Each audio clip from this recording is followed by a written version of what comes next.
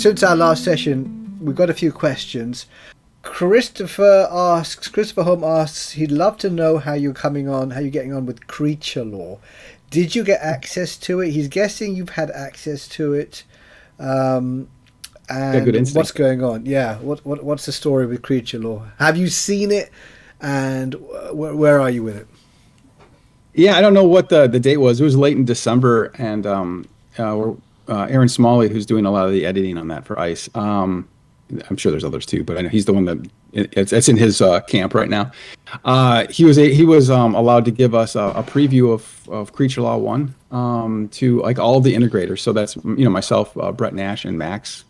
So the Roll20 and the ERA systems as well. And what was really great about that at that moment in time was all of us, primarily me at least, we had some vacation from our normal work. Our normal jobs. So, and we were able to collaborate on Creature Law, like all four of us. Nash is like, hey, I got like the standard JSON that I've been using for Roll20. Can we use that? I was like, dude, yeah, let's do it. And then the creature blocks and stuff like that, I said, I'll take that and I'll normalize it and I'll share that in kind of your same format. And so we were just exchanging data files that were either getting from some Excel sheets that Aaron provided, or from the PDF because they weren't in Excel or easy to get from the Excel. So we were able to, work together to generate a lot of the files, the data in kind of like a normalized format that we could use to then transform into whatever I need for Foundry, whatever Nash needs for Roll20, whatever ERA needs for itself.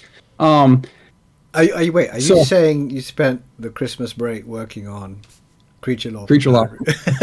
Yeah, what's great about the timing on that is because like I was a little worried that Creature Law, I might see something in Creature Law that I didn't foresee, and I would have to, it would actually prolong when I actually got it, because I'd be so far along on combat and characters and just like NPCs that are built as full character sheets. So it's a useful heads up, basically. Yeah, huge. Yeah. So yeah, it actually did help quite a bit. I think that will expedite the Creature Law 1 release. I do think it'll be available on Roll20 or ERA. It'll definitely be available on those two probably before Foundry. I hope to follow up. Maybe I'll match them. I certainly won't be earlier. Okay, that's the point I'm trying to make. Take your time. Has to get published. Yeah. You need the time you need. Yeah. Oh, and so you had what you're saying is you had 4 programmers all get early access to Creature Law. That must have helped in terms of feedback for the statistical rigor and so on of the creatures and the NPCs and so on. Yeah. I think there's a lot of like, because we're the different fields have different relationships. They're very sensitive, like how the data is organized. Yeah, so we were able to, hey, Aaron, we think that this might be wrong, or this is missing, or this value is not valid. Some of it was simple. Some of it just because it came from a spreadsheet and there's a formula that was a little bit bad on some row or something. And others, they were what they were. Yeah, so those were able to be addressed either verbally or in a different Excel extraction that Aaron did for us. So we got a lot of mileage out of that. So I think the quality of that book would be amazing. I think it would have been amazing either way. Yeah. But there's some like just, you get 3 programmers looking at something, looking at like how the data lines up. It's a different lens. So next question. This comes from Lacey Peterson. For someone living in a country that uses the metric system, the conversion from imperial has always been a disturbance in the flow of the game. The system you've had around for all your life gets internalized, so it translates a number of things, etc. So the question is, could the choice of system be incorporated into the base settings of the game? That's a great question. So that one has come up a couple times on the Foundry ICE channel as well, and I've been DM questions on that. The answer is yes, it can happen. And I actually have a surprise when we look at inventory today. I put in a game setting. You can switch it from like the Imperial US Standard, like English system, to metric. And everything in the game automatic just flips over to metric. The only thing that it's not converting right now is, so I have the code written. I just haven't integrated it with spell log. But like there's some area effect, volume, and temperature related units that are also in the game. Most of those are in spell log. Yeah, I think they probably flow into treasure law as well. But anyway, so the answer is yes. I'm not going to boil the ocean on the implementation. I did it in a very simple way. And also, one of the things I'm a little sensitive to is like when you first do it, you're like, oh, well, it works. But then you look at the numbers, and the numbers kind of suck. Like 3 feet is actually like, I don't remember, 91.44 centimeters or something like that. Well, nobody wants to see that when they're wielding their axe or whatever. They want to see 1 meter. They might be okay with with 90 centimeters. I don't know, but they don't want to see 91.44. Okay. Right. That's because it's in a familiar unit, but it's kind of awkward. Yeah. And the same with like distances, like your range on a bow, right? I think a long bow. I could say something wrong here, and it's because I look at so many numbers, I get confused sometimes. I think it's 100 feet for short range for a longbow, and if I remember right, that didn't come out to a nice even metric, meters. So what I did is I wrote a little best fit unit thing for if it's a weapon range. I'm rounding to I think the nearest meter. This is just so to see if I could have a strategy that made it prettied up the numbers a little bit. Yeah. And that works really well. Probably not the best it could be. And then on stride, like the movement and stuff, I think I'm rounding to the closest. I don't know if I decided on 5 or 15 centimeters. 15 centimeters is really close to 6 inches, I believe. Yeah. So a lot of the numbers, they look pretty good. And there's some cases where they're like a little crunchy. So what I'm going to do is I'm going to provide the metric option and initially and as an optional setting. And if you that takes some of the shoe leather out of the game. Like you don't have to have something posted next to you like, okay, 200 feet is 60 meters or whatever. Yeah.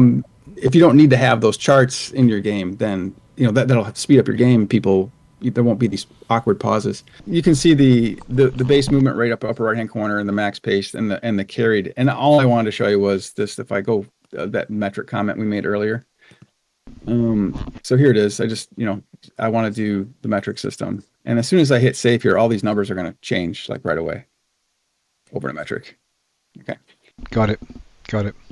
So the next question, there's been some questions on localization. Yeah, so I have basically everything in a localization file. Okay, so what that means in Foundry is I'm not translating like the rules. I'm not translating the critical tables, okay, and things like that. But all the labels and prompts and things like that in the Foundry system or any templates that I'm generating for chat, I am going through great lengths to make sure that those are localized. Now, I don't speak every language, obviously. I have a volunteer to translate when I have that file to translate everything to Swedish. So I gave him an early version of the localization file. I said, hey, see what you can do with that, and we'll flip it over to localization just to see what it looks like. And he did that for me, and so it looks great in Swedish. So the whole character creation process you can do in Swedish. I do need to get probably Spanish and German as well. I know there's some French players out there, so whatever. It's just really it should be really straightforward. If you have the localization file, you add it and you set Foundry up for what your language is. It just flips over to that, so it's really nice. On a different front, there's been a question about will the Foundry system support different experience systems, allowing the GM to award, say, even as different or as radical as allowing the GM to award, say, development points instead of experience points, for example. I want it to do that. I think that's really cool. And I think that might actually be an optional rule in the book too. It's actually one I'm haven't put a lot of thought into my own games, but that would be really cool, and I would like to do that. I don't well, I've had some moments where I've thought about that question specifically, and like and I in consideration with the level up process, and I don't think it adds a lot of difficult. There's not I don't think it's all that difficult. I just think I have to just work out like that mode, just the game setting, and the experience box then just turns to a DP box, and as soon as someone gets DP, they can spend it. So I think that's actually really straightforward. So it's one of those things. If I get a lot of people, maybe I'll do a poll in Discord to see how many people play like that. And if there's a lot, maybe I'll do that for R1. And here's my only. Hey, you did metric. Why not do that? Yeah, it's probably that's probably maybe even easier than metric. But it's just I need to deliver on R1, and so I gotta hey, this is I have like these glam features, like that is definitely one that I think would be really cool. So it sounds like it's very doable, and it's just a question of priorities and when you can squeeze that in. So another question about import export of characters, essentially how interoperable the various VTTs will be insofar as moving your characters from one to the other. Yeah, I reached so Nash is fully on board. So is Max. To go between the systems that ICE produces. So Nash being the developer of Roll20. Yeah, Roll20. Yeah. If someone asks something, he's got a really nice base right now. So you should play if you want to play RMU on the VTT. You should look at Roll20. He's there. He's active. He supports it like a mad dog. He's a legend. And then if you want, and then ERA's got everything as well, everything under the hood. So there's nothing stopping someone from having a. Yeah, that's Max. Yeah, he's the goat. He's been at it the longest, I think. So you guys, it's going to be possible. I can have a character who's rolled up in the Roll20 system, and maybe a GM who uses Foundry. I want to take my character over to that game. I think everyone is kind of on board with that concept. So like Nash, so I know like ERA, like the XML files. I've seen in Discord people like editing like his character format files, and making their own characters that way, or customizing them in some way. I can't speak real clearly because I'm not all that familiar with ERA, but I've seen some stuff on that. So I know he has support for some of this, but. Nash has like he's got a website out there where he's like, hey, this is the character exchange format, I think he calls it. So if you have a character in this JSON format, you can import it into Roll20. Okay, so JSON for some people probably is not a problem, and that's a really common way of getting things into these types of games. And he may even have. I haven't talked to him specifically about this, but there might be another way that he can import characters as well. So you could just pick a file, like you can export from one of these other systems and import it. And that's the kind of direction I want to go in, is in the character creation process. When you do a new character, like before you see the stats and the role stats and that kind of thing, it'll ask you, hey, the very first stage is, do you want to import a character, right? And then it'll pop up a dialog. Then you could pick the file, and then it would bypass all this other stuff, and you would just go right to that 5th level or whatever your character was. It sounds like you guys have developed an API for character sheets. Yeah, it's not terribly bad. There's actually a guy who has an NPC generator. I think I shared his link, but he sells his tool on DriveThruRPG, and he can make NPCs, random NPCs for RMU. It's a Windows program that you can purchase. Yeah. And I've been talking to him, and I know Nash supports his program too. And I can't speak for Max, but he may as well. And so he's been really helpful too. I said, hey, just give me your file. I'll take a look. And I'm like, oh my gosh, this looks.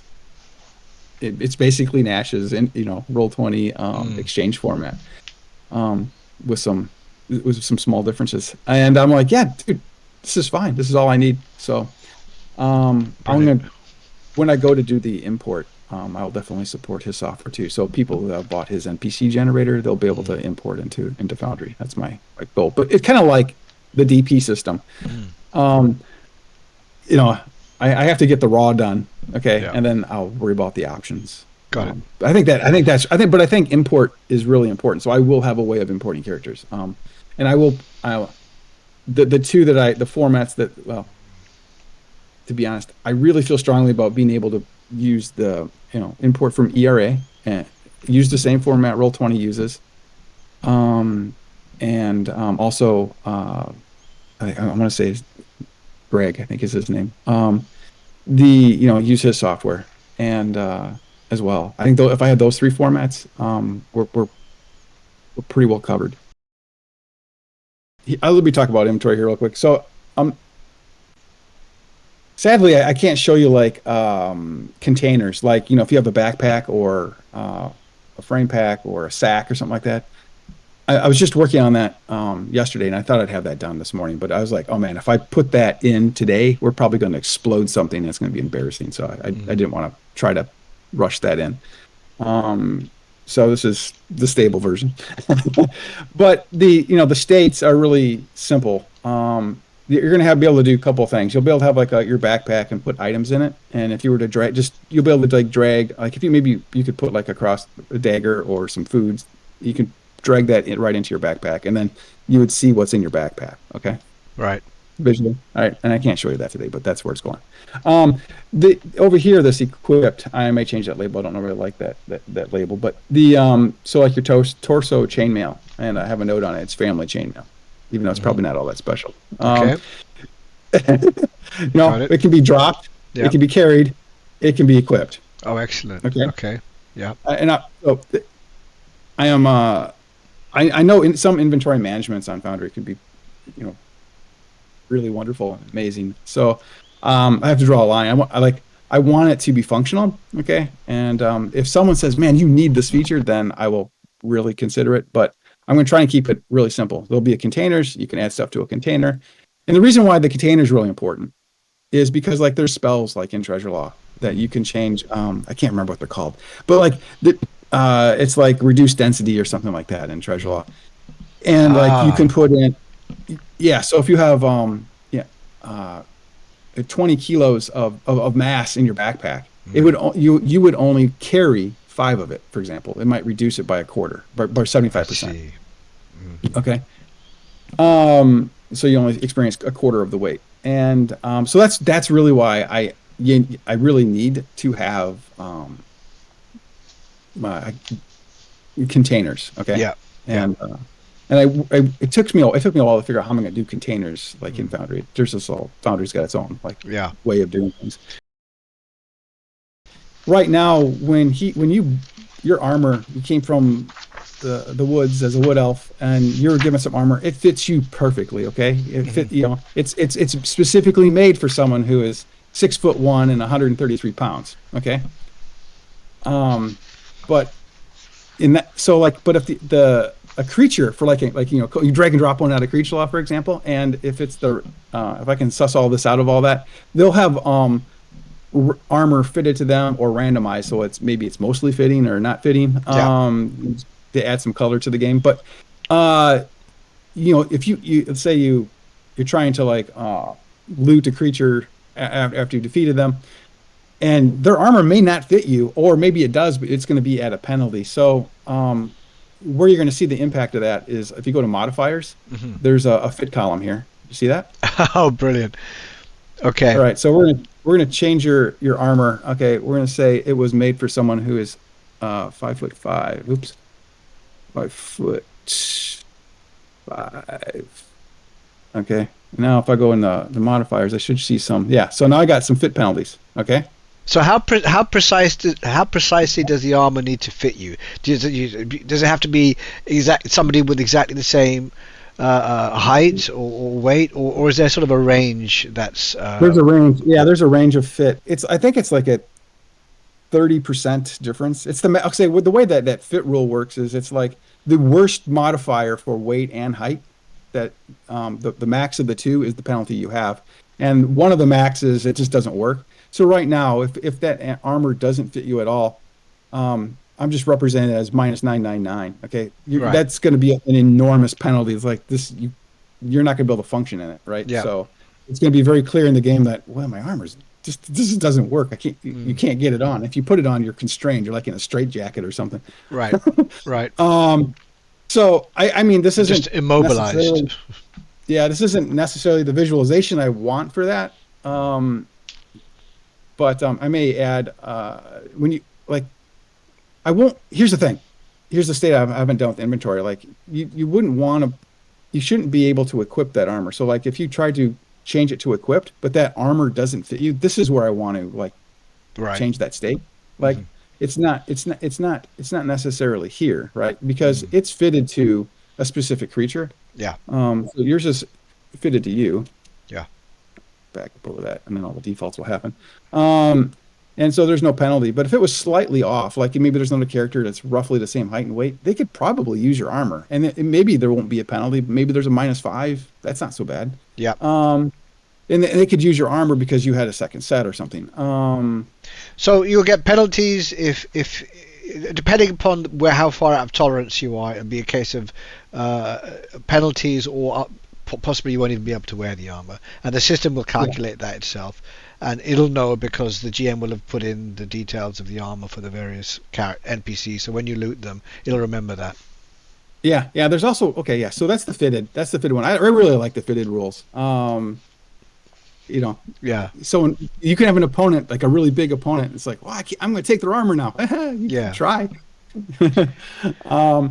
So also armor, there can be, if you probably saw that, it can be like lighter or more dense. Okay. Yes. And it has different properties. So, Right. you know, Yes. I saw we in look at Treasure the Lore, weight. if it was lighter, if you use certain materials that allow it to be lighter, but there's a downside, which is it won't be so effective in terms of protection, and going in the opposite direction is conversely true. A heavier armor is better at defending you. That's what I saw in Treasure Lore. Yeah, hopefully, people can see this. I think I shared my entire screen instead of a window because last time some of my drop downs weren't showing on the video. So hopefully I did the right thing this time and you can see these drop downs. So if I expand the weight adjustment one here, it goes from like, the -25% weight, -25 dB. So if I do that, Ah, okay, yeah. now the weight is down. Hmm. So I don't know if you saw the weight went to 11 pounds. Got And it. now if we go over the modifiers here, there'll be a -25 for the weight. Excellent. So here's a section. Okay. It's actually page. You were right. Page 135. The breakage penalty. So let's say the critical result results in the defender having to make a breakage roll for his armor. He makes a roll. Let's say he rolls that the strength of the item plus the roll is between the 1 to 75 range, which results in a failure. The item has been damaged and is at a -20 until repaired. So according to the rules, which you are reflecting up there, the penalty applies as an armor maneuver penalty, and if the total penalty exceeds -50, the area is no longer protected. But I think what they mean by area is all of the areas that the armor covered are no longer protected because the armor itself, as your system shows, Yeah. is broken. Yeah, so that would impact like if someone's doing it, they see your chain shirt is tattered, and Mhm. it's like on the screen right here, I have your armor is perfect, right? And we Mhm. go in there, we can see the maneuver penalty is just from the armor. Okay, Mhm. Mhm. penalty 0. So that penalty is your breakage penalty, and it's right here. Right. Yeah, and then I keep, and if it's taken -20 from like your critical, okay, it's Mhm. damaged. Mhm. Oops, it's caught my mouse movement sometimes does Yeah. bad things. Um, the now we see that there's an extra -20 to the maneuver penalty. Okay, so now you're at -61. Ah. So that confirms that the penalty, is a maneuver penalty. Okay, got it. Yeah. Yeah, and then if it's not, then if you keep, let's say you keep taking, you keep fighting, and or maybe you've fallen and you've taken a additional breakage, Mhm. and let's say now you're at -60. Okay, now Mhm. we've exceeded -50, and Mhm. all right, now the armor is broken and is no longer it's no longer protecting you. The only point I want to make on Creature Laws, I think it's an exciting book. I think it's going to be an awesome addition to that RMU family, of course. But like on Foundry, specifically, what I'm going to do with creatures, okay, is when you drag. There might be some game settings here because I don't want to do anything that's not like I got to get the raw, okay. Hmm. But where you're dragging out like maybe they're encountering 3 orcs or goblins or whatever it is. When you drag those out, that they're not going to be stormtroopers, right? They're not going to be clones. Yeah. There's going to be some variant in each one of them. Mm. If you have that enabled, okay. Yeah. They will have slightly different. They might have different levels, okay. Hmm. There's going to and slightly different levels, and that changes like their skills, okay. Hmm. They might be of different realms, which is interesting, right? Because That like is interesting. you know, Yeah.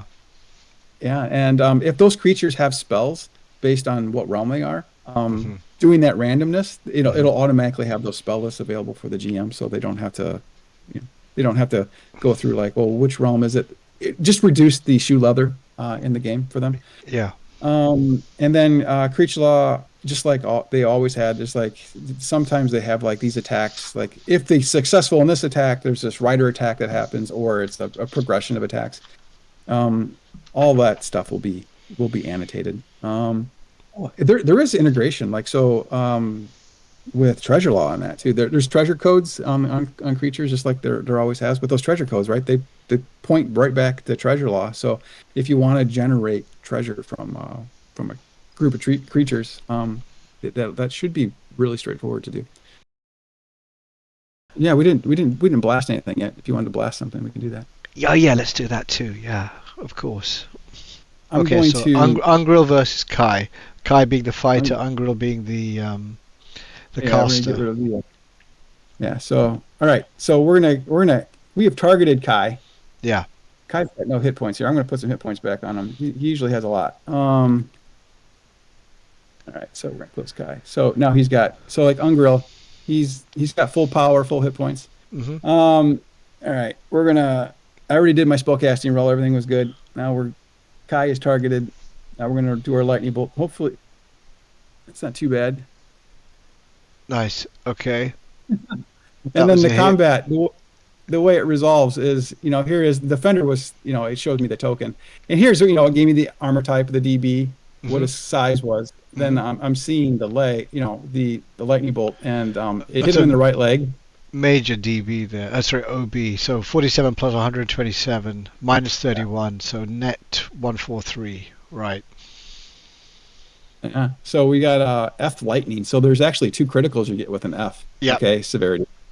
And so here it is. So the way the Foundry, what I'm trying to here's you've seen this vertical text, the attack and the Yeah. critical. Yeah. And if there was a fumble, like I'm inside that chat. I know a lot of the chats are just like this plot. There's a lot of data, but like Mm. there's like it doesn't highlight the context or the section of the combat or Right. the result. So I'm going to try and break those out into like nice like site, these like horizontal text. So like the attack, if there's a fumble or if there's breakage, or I mean, it could be attack, there could be breakage and a critical. Okay, all 3 of those could happen. No, Okay. that's really helpful. So you really organizing the information rather than just a sort of a stream going down. You're organizing and giving it context.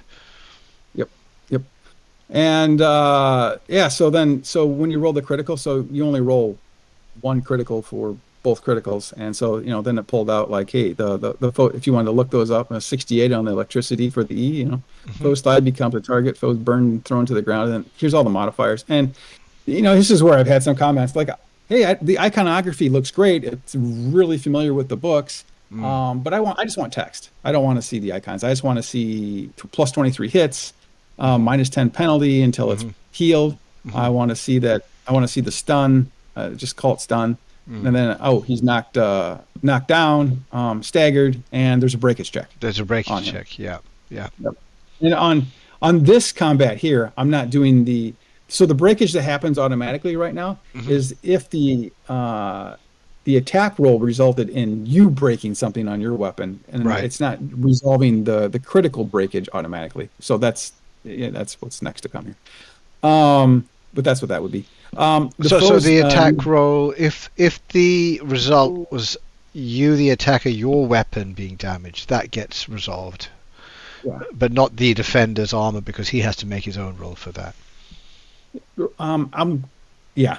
So that I want to automate as well, in here. So maybe that requires you to press something, and maybe there's a modifier for that, like the GM wants to override that, or you have a modifier on that.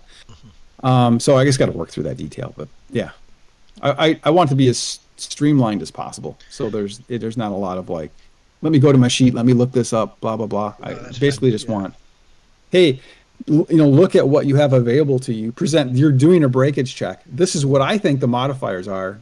Go uncheck one of them or add your own, and then okay, and then it should roll. Excellent. No, that's really nicely organized. And are you saying that you're going to have an option for the? Are you saying that somebody wanted you to change the way it's displayed in terms of text instead of icons? And are you going to accommodate that? Or It was a comment. Like, some people aren't.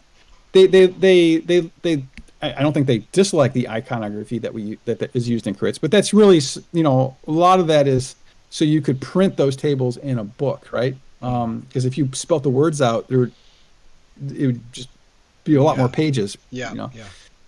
to sort through. And But this on is a just a lot more on a efficient. combat resolution, you could still have like the icon, but maybe it should say hits right next to it. Hits, this could be a list instead of going across the screen, and it could be plus 23 hits. It could be minus 10 wound from lightning, electricity, right? And then stun at minus 75, stun at minus 50. You're knocked down, you're staggered, and there's a breakage check on your legs. You could even color code it. You could, yeah. I mean, that would be nice. But there was a consistent color for a stun or hits or this or that, so it's just incredibly easy to read. I got to bring my wife into this. So this didn't have any bleeding, but bleeding is a little drop of blood, and she wants that to be red, and she wants it dripping. I think she's absolutely right. I mean, kudos to your wife. She's got that right, as far as I can see. Yeah, Yep, she goes, exactly. The quick.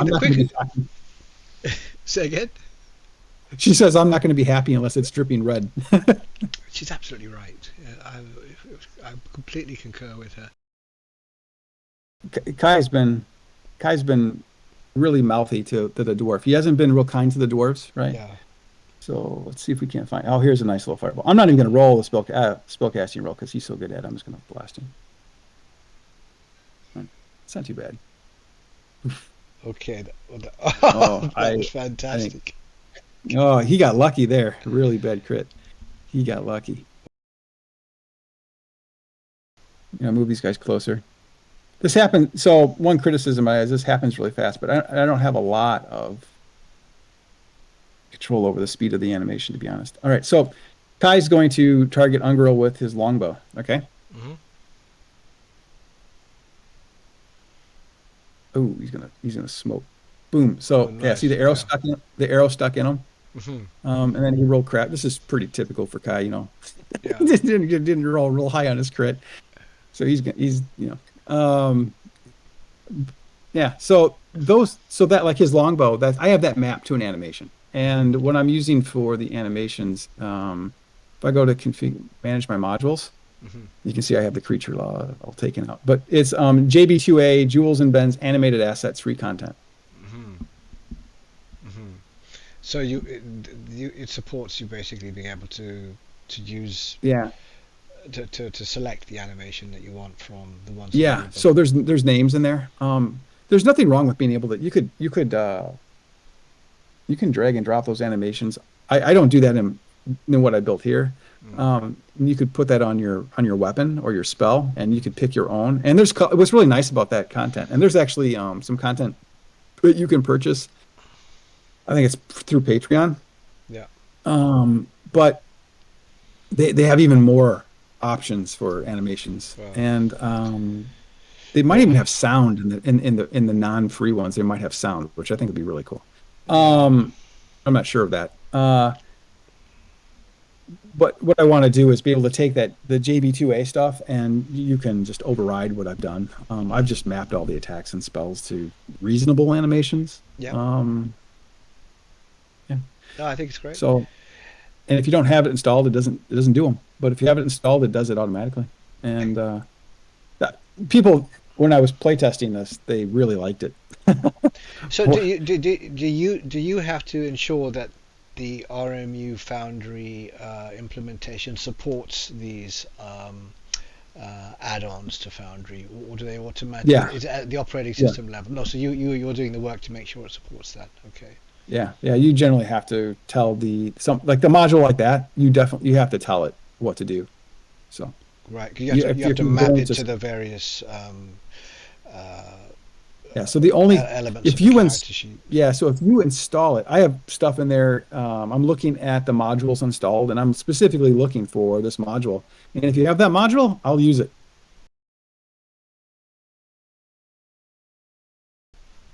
Let's take a look at journals real quick. I really like because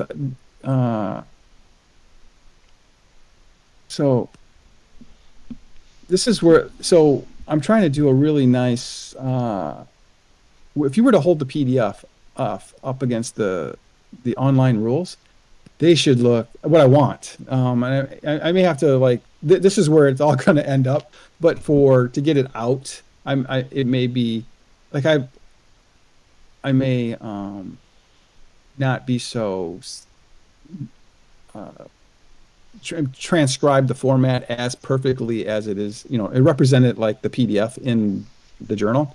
That's what I want to do for everything. Mm-hmm. But to get like everything out, I might make it a little bit not quite as transcribed exactly. I may not keep the formatting. The content would be there, but the formatting might be different Yeah. just for speed of getting out. And then then people can have it in their hands. Mm-hmm. And then they don't have to worry about me spending 3 months making formatting decisions. Um, but this is what I would like to provide to people. So when Looks you're going good. through this, I mean, let's see, character law, like racist table, like Oh, that's great. if you were to actually look at table 2A races, Mm-hmm.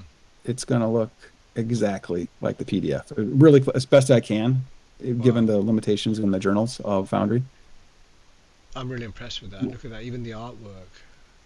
Yeah. It's this is And of you know, course, all I love searchable that. as well. So, I love that picture, but yeah, and then I don't know if there's culture, same with the culture stuff, you know. Yeah, oh, so it's that I mean, I just want to fantastic. show like the online rules are going to be there, and this is where I want to have all the online rules so they match the format of the PDF, Must but have taken a that lot takes of an work. extra. That takes like I this is 25% of core law, and if I do it kind of, I wouldn't as close to pixel perfect as this can manage. Hmm. Um, that takes I think that took like 4 or 5 evenings. Okay. Yeah, it's a lot of time. Versus I probably could have done if I just do it like just the left side of the page and the right side is a different journal. Hmm. That I could probably do it in like a third of the time or faster. Yeah, but you're a perfectionist, so. Yeah. So anyway, I just think I just want to show that the online rules are going to be there. Wait, can you Uh, just scroll up a second? Because it looks like you've even mirrored the color to show that something is not. Is that an yep. optional rule? Yeah. I think I tried to pull out the same color they use. So with the eyedropper, and I pulled out the color, and I used the same color here. I thought so. Excellent. That's really good. That's a Well, great yeah, implementation. So you're getting when the rules are online here. They're looking really good and well formatted. And yep. I They'll be think just when you buy any of the core law, you'll get the core law one. Spell law, you get the spell law one. Treasure law, you get the treasure law one. Yep. excellent. No, So that's you great. get the assets for the game assets, Mhm. and then you also get the text version. So there won't be. You could leave the game to go look at a PDF if you wanted to. I mean, I probably would anyway in some cases, but you don't have to. Everything would be No, available online. fantastic. Okay, so I think that's plenty for this session. Let me edit the stuff together, and I think people are going to absolutely love this.